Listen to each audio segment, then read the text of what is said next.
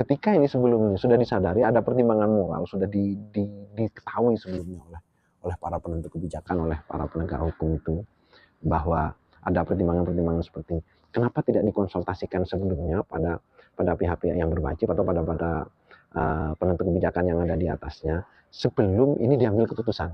Kenapa harus terjadi dulu keputusan ini baru ada tindakan seperti ini? Atau kayak ini ya, seperti yang sering dikatakan di netizen itu, masa itu juga melalui pertimbangan no viral justice itu. Harus viral dulu sehingga ada keadilan. Jangan-jangan kalau ini tidak viral maka tidak akan ada kebijakan ini. Baik. Assalamualaikum warahmatullahi wabarakatuh. Saudara-saudara semuanya dimanapun Anda berada, semoga setiap saat saudara semua selalu dalam sehat lahir batin, berlimpah cinta dan berlimpah bahagia. Aduh, di sini banyak lalat saudara-saudara. Ini saudara-saudara ya, saya sekarang juga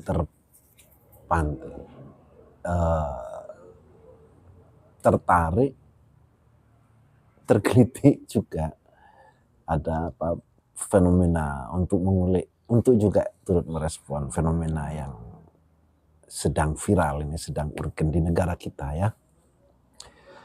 Di video sebelumnya saya sempat risau ketika saya mengulik tentang presiden kedua yang dinobatkan jadi pahlawan. Saya sudah sangat senang karena saya melihat dari sudut pandang ini, walaupun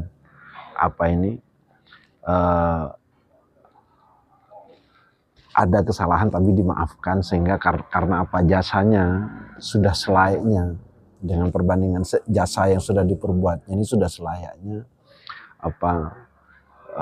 masuk bahkan dari sudut pandang hukum, dari sudut pandang politik itu sudah sah untuk menjadi pahlawan. Artinya walaupun punya kesalahan sudah tetap harus dimaafkan. Nah, saya senang. Secara pribadi saya senang, wah bangsa kita ini kultur memaafkannya sudah menjadi kesadaran kolektif, sehingga sampai pada tatanan kepemerintahan, sampai pada para stakeholder, pada para penentu kebijakan, para pelindung sudah menyadari, sudah menyeluruh. Artinya kesadaran untuk memaafkan bagi orang-orang yang berjasa pada siapa saja yang berjasa itu sudah bisa ditempatkan, bisa diterapkan. Jadi, tapi pada saat itu saya kan risau ketika di sini dimaafkan, tapi pada saat ketika melihat kasusnya Ibu Ira Puspadewi, kenapa ini tidak dimaafkan? Awalnya begitu saya, sehingga saya menjadi muncul tanda tanya besar. Kenapa Ibu Puspadewi malah dijebloskan ke penjara? Awalnya begitu. Nah, sekarang saya kembali lagi ya. Wah, ini alhamdulillah ini ternyata sejak tanggal berapa kemarin itu oleh presiden punya kebijakan terhadap kasus Ibu Ira Puspadewi ini, yaitu ada yang namanya rehabilitasi, sehingga direhabilitasi nama baiknya, sehingga Ibu Ira ini bisa keluar, tidak ada di penjara. Nah, dari satu poin ini, dari peristiwa ini, saya bersyukur sekali karena seperti yang saya katakan tadi, kalau pada tokoh yang lain mampu memaafkan, kenapa ke yang ini tidak? Toh dikatakan bahwa kata salah satu hakim itu, kan hakimnya 3, salah satu ya siapa yang namanya itu, bahwa Ibu Ira ini tidak terbukti bersalah, cuman kalah suara pada yang 2. Nah, saya berpikir itu ya, kalau sama orang sosok yang punya jasa besar juga pada negara, seperti Ibu Ira ini, yang beliau sebelumnya bekerja di Amerika, di salah satu perusahaan di Amerika. Dia sudah nyaman-nyaman di sana, tapi dipanggil untuk mengabdi pada negara. Di situ jasanya juga besar. Terus kata salah satu hakim di situ, secara undang-undang, secara hukum pun tidak terbukti bersalah, tapi karena kalah suara akhirnya dijebloskan ke penjara, kan gitu. Kenapa ini kok tidak dimaafkan? Kenapa tidak mampu memaafkan ini? Ternyata dengan kebijakan politis yang diambil oleh Bapak Presiden, dapat rehabilitasi, akhirnya keluar dari penjara gitu. Tapi saya karena kalau saya seperti yang lain, yang di video-video sebelumnya kan saya juga mengatakan, saudara-saudara, tentu saya merespon ini. Kalau berbicara secara politis saya tidak berkompeten karena saya bukan politikus. Berbicara dari sudut pandang hukum tentu saya juga tidak berkompeten karena saya bukan praktisi hukum. Nah, cuman ketika ada kata rehabilitasi, ini saya bertanya-tanya, itu saya teringat kayak rumah yang direhab itu loh, saudara-saudara. Jadi rumah yang sudah tua atau sudah jelek atau kapasitasnya kurang, itu kan direhab, diperbaiki, diperbaiki, sehingga dulu legitimasinya rumah yang sudah tua, rumah yang sudah jelek ketika direhab itu akan menjadi bagus lagi, dan secara fungsinya itu sudah menjadi sesuai dengan apa yang diinginkan oleh penghuni rumah itu. Contoh misalnya gini, kalau rumahnya kecil, kamarnya sedikit, ketika ada tambahan penghuni, ada tambahan keluarga, maka direhab nambah kamar, ada begitu. Artinya setelah direhab itu sesuai dengan fungsinya. Nah, ini terkait dengan Ibu Ida Puspadewi ini, setelah direhab, nama baiknya dipulihkan gitu. Tapi kalau saya punya analogi terhadap rumah itu tadi, artinya sebelum direhab berarti rumah itu sudah ada gitu. Setelah direhab menjadi baik, tapi di mindset masyarakat berarti sebelumnya kan ada rumah, sudah ada rumah yang jelek gitu. Kalau sekarang setelah direhab itu fungsinya sesuai dengan yang diinginkan oleh penghuni itu, berarti sebelumnya sudah ada kondisi yang tidak sesuai dengan dengan yang diinginkan oleh penghuni rumah sekarang. Maka saya melihatnya begini, ke Ibu Ida Puspadewi ini, kalau istilahnya rehabilitasi, berarti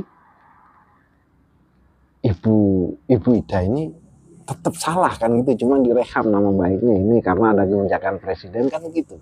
Artinya bukan berarti tidak ada legitimasi bahwa ini ibu ini tidak salah sehingga mengalami rehab seperti ini ya. Nah, artinya apa? Berarti tetap punya kesalahan tapi direhab, dimaafkan, dimaklumi begitu. Artinya salah-salah sebelumnya itu apakah terhapus? Karena sudah ada. Nah, tahu begini saudara-saudara, kalau saya melihat saya baca ini ya, baca di berita ketika kata salah satu hakimnya tidak terbukti bersalah, tidak ada bukti-bukti yang menunjukkan Ibu Ida ini bersalah, mestinya ya, kalau menurut saya mestinya bukan rehab. Artinya apa? Apa yang sudah diputuskan oleh hakim itu, keputusan itu dibatalkan istilahnya. Artinya tidak salah. Nah, nama baiknya kembali karena terbukti tidak salah gitu ya. Kalau istilahnya rehab, kalau menurut saya ini menurut sudut pandang atau pembacaan dari yang bukan ahli hukum, bukan ahli politik ya. Dari pembacaan saya, ketika ini direhab, berarti artinya Bu Ida Puspadewi tetap punya kesalahan. Cuman karena ada pertimbangan jasanya jasanya banyak, dia punya kepentingan yang lebih besar untuk negara, akhirnya ada rehabilitasi sehingga nama baiknya mungkin vonis itu yang mestinya menjalankan hukum pidana itu sudah bisa tidak dilakukan karena ada istilah rehabilitasi. Cuman ya itu pertanyaan saya kan, berarti tetap salah, tetap melakukan kesalahan itu berarti kan ya. Nah, pikiran bodoh saya ini, kalau saya melihat berita tersebutnya mestinya Ibu Ira ini tidak salah, karena katanya kata salah satu hakim itu tidak terbukti bersalah karena persoalan persoalan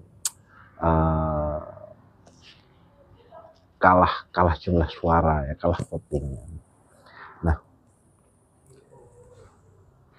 berarti nama baiknya itu karena kebijakan presiden dipulihkan gitu ya, tidak menghapus apa yang pernah dilakukan. Jadi Ibu Ida ini pernah juga melakukan kesalahan, tapi ada kebijakan berarti tidak menghapus apa yang dilakukan. Itu kan artinya begitu, sama pada ketika saya merespon di presiden kedua, Presiden Soeharto yang dimaafkan, itu artinya dimaafkan juga. Nah, ketika dalam proses seperti ini saudara-saudara, saya ini kok kayak rasanya itu ada keputusan, setelah itu ada kebijakan yang lain gitu ya. Kok jalannya itu kayak kalau saya di kampung itu kayak orang kayak main-main gitu ya.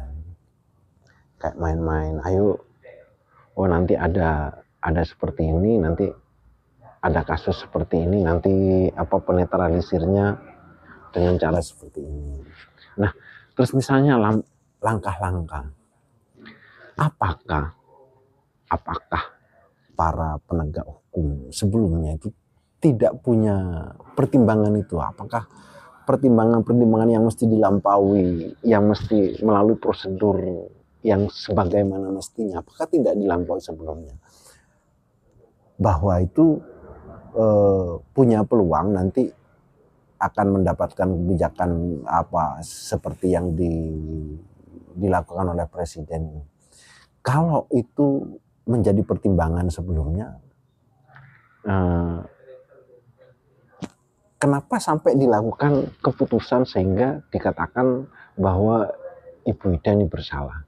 Nah, kalau menurut saya ya saudara-saudara, tidak mungkin para jaksa, para hakim atau para penegak hukum itu tidak paham tentang ini. Artinya tahapan-tahapan yang mesti dilampaui pada sosok yang mestinya itu dianggap pantas untuk dijatuhi satu hukuman, tidak mungkin mereka itu tidak paham. Nah, kalau mereka paham, kenapa ada tahapan-tahapan yang tidak dilampaui? Nah, gitu. Contoh misalnya, kalau memang untuk keputusan ini kan peristiwa yang begitu besar. Kalau mereka paham, kenapa ada tahapan yang tidak dilampaui dan sehingga itu keputusan itu menjadi lemah begitu. Kalau menurut saya tidak mungkin tidak paham. Nah, sehingga ini yang menurut saya ini, menurut pikiran sudut pandang dari saya yang tidak paham tentang hukum ini, kok rasanya kayak main-main aja ya gitu. Atau saya punya pikiran guyon, masa yang hal seperti itu ini ada kesengajaan. Contohnya misalnya ada kesengajaan terkait berkening politis, ada kepentingan yang lain sehingga membuat peristiwa ini terjadi karena untuk membangun image pada kepentingan yang lain misalnya gitu. Masa seperti itu? Karena kalau menurut saya selama ini yang saya tahu ya, ketika di negara kita ya, untuk membangun image yang besar pada satu sosok itu selalu melewati peristiwa drama politis yang begitu besar, sehingga image yang terbangun itu begitu yang tertanam bagi masyarakat bisa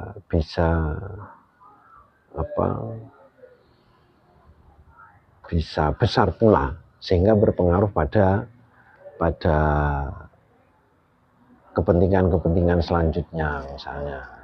Atau masa seperti itu, saya juga nggak tahu ini saudara.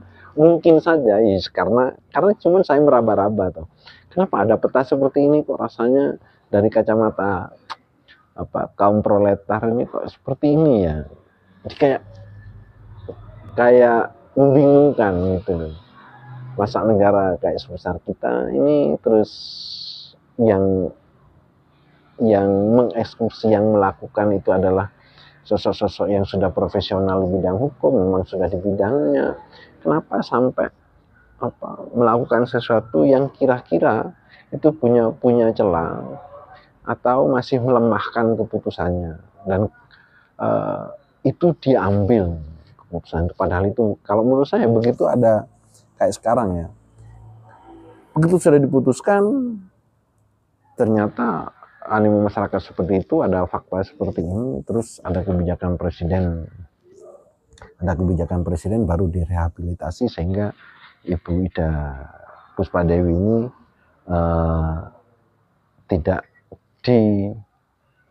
tidak perlu menjalankan hukuman pidananya karena sudah ada rehabilitasi. Oke. Kalau memang begitu saudara-saudara ya, ketika ini sebelumnya sudah disadari, ada pertimbangan moral, sudah diketahui sebelumnya oleh para penentu kebijakan, oleh para penegak hukum itu, bahwa ada pertimbangan-pertimbangan seperti ini, kenapa tidak dikonsultasikan sebelumnya pada pihak-pihak yang berwajib atau pada penentu kebijakan yang ada di atasnya sebelum ini diambil keputusan? Kenapa harus terjadi dulu keputusan ini baru ada tindakan seperti ini? Atau kayak ini ya, seperti yang sering dikatakan di netizen itu, masa itu juga melalui pertimbangan no viral no justice itu. Harus viral dulu sehingga ada keadilan. Jangan-jangan kalau ini tidak viral maka tidak akan ada kebijakan ini. Yang saya pikir kayak gitu ya. Kenapa ini? Kan ini sudah ada pertimbangan ini. Wah, akhirnya Bapak Presiden karena pertimbangan ini terhadap berbagai pertimbangan terhadap fakta-fakta yang pernah dilakukan oleh Ibu Ida Puspadewi, sehingga Bapak Presiden sebagai penentu kebijakan yang paling atas, paling tinggi ini melakukan langkah rehabilitasi sehingga memulihkan nama baik si Ibu Ira ini. Akhirnya sekarang yang terjadi seperti yang kita ketahui. Yang saya tanyakan tadi, langkah ini kalau memang sudah, kenapa kok tidak dilakukan sebelumnya? Masa tidak minta pertimbangan? Kalau ini merupakan kebijakan politis juga kan mesti ada bergening politis juga, toh. Kenapa sebelumnya ini tidak dilakukan itu? Sehingga sampai ada keputusan. Apa nunggu keputusan ini harus terjadi biar tahu atau biar ada pemetaan seperti apa nanti respon netizen. Nanti kalau sudah responnya netizen, misalnya saya contohnya, nanti kalau responnya netizen terhadap peristiwa ini A, maka nanti akan ada penyikapan B, ya misalnya apa seperti itu. Terus misalnya respon netizen nanti terhadap peristiwa ini C, nanti penyikapannya adalah D, apakah seperti itu? Nah,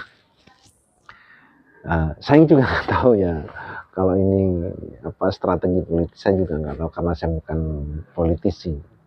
Tapi gini keprihatinan saya, saudara, kok sebegitunya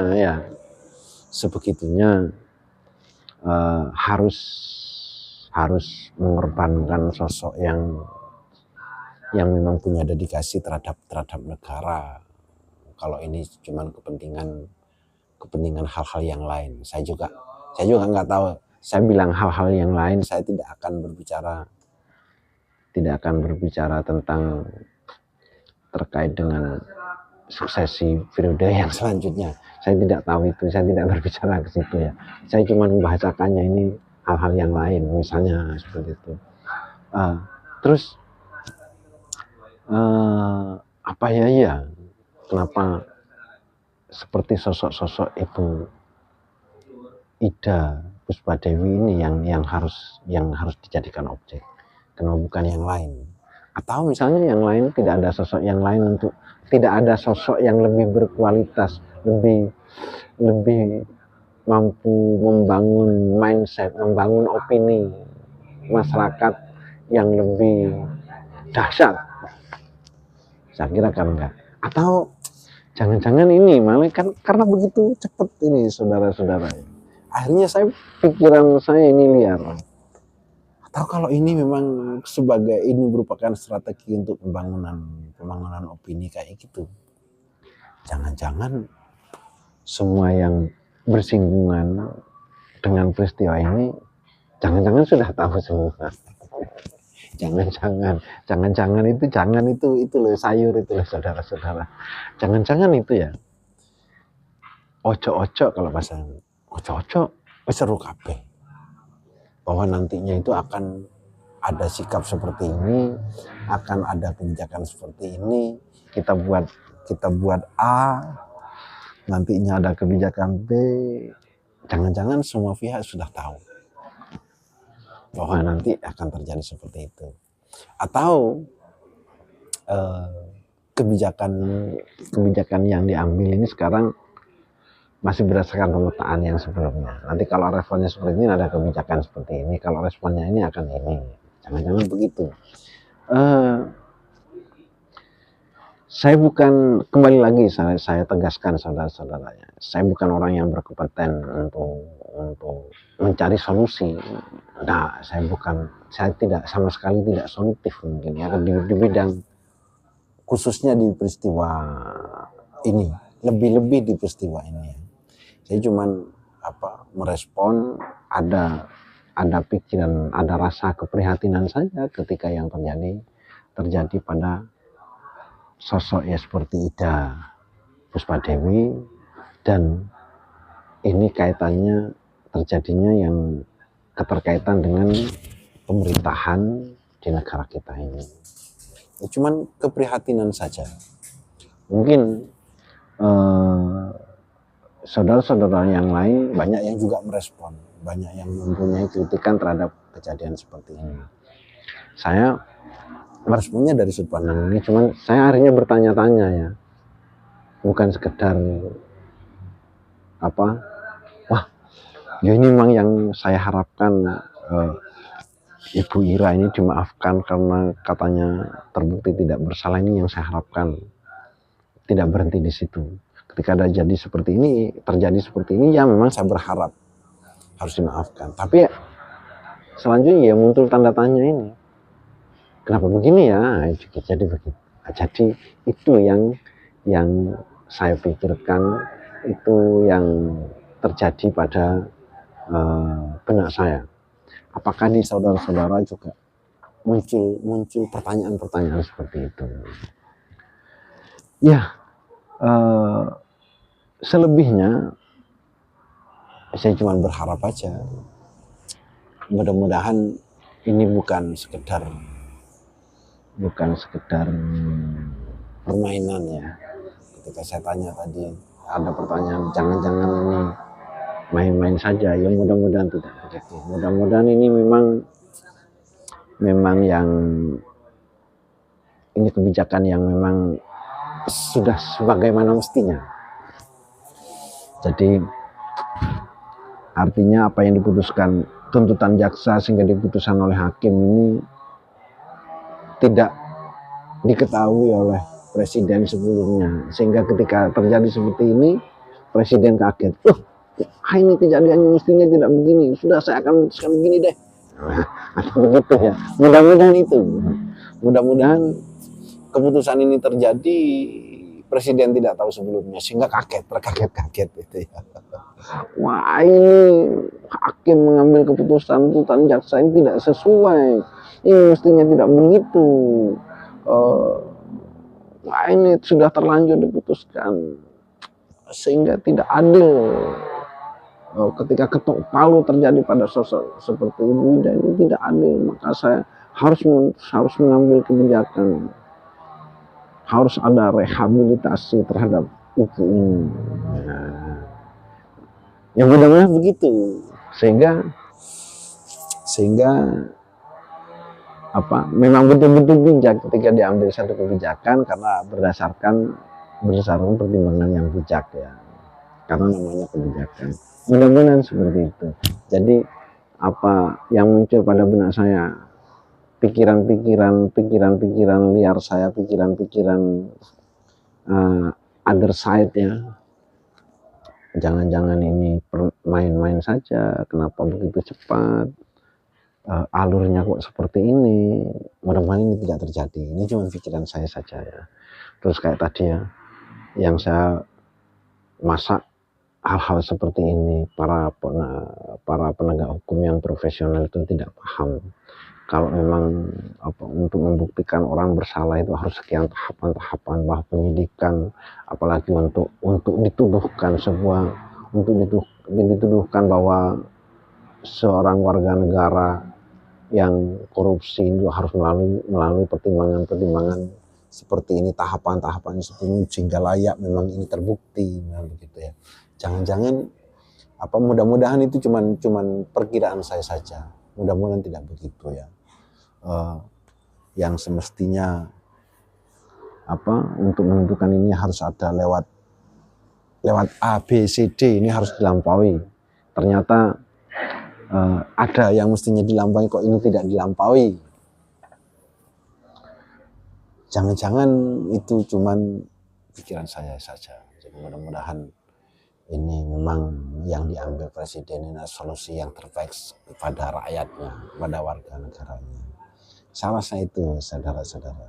Ya, mari kita saling menyadari, saling berpikir, ya saling berdoa saja. Mudah-mudahan kedepannya negara kita ini akan menjadi negara yang semakin keren. Saya secara pribadi sangat berharap pada presiden yang sekarang, Pak Prabowo ini. Saya betul-betul berharap mudah-mudahan ada perubahan, tidak terjebak pada sistem perpolitikan seperti yang sudah-sudah. Jadi saya sudah lama merindukan Indonesia yang keren ya. Saya punya harapan. Itu saudara-saudara ya. Terima kasih. Mohon maaf apabila ada yang mungkin pembicaraan saya yang kurang berkenan, atau ada perkataan saya yang agak belibet karena pikiran kacau saya ini melompat-lompat kemana-mana gitu ya. Terus ketika apa yang saya utarakan, apa yang saya sampaikan mungkin ada yang kurang ribet, ya saya mohon maaf saja, karena saya cuman merespon atau terpantik untuk merespon saja. Jadi bukan berangkat dari kesengajaan saya harus ikut berbicara tentang hal ini, bukan itu pertimbangannya. Hanya terpantik untuk merespon terhadap fenomena yang ada berdasarkan rasa keprihatinan saya. Terima kasih. Wassalamualaikum warahmatullahi wabarakatuh.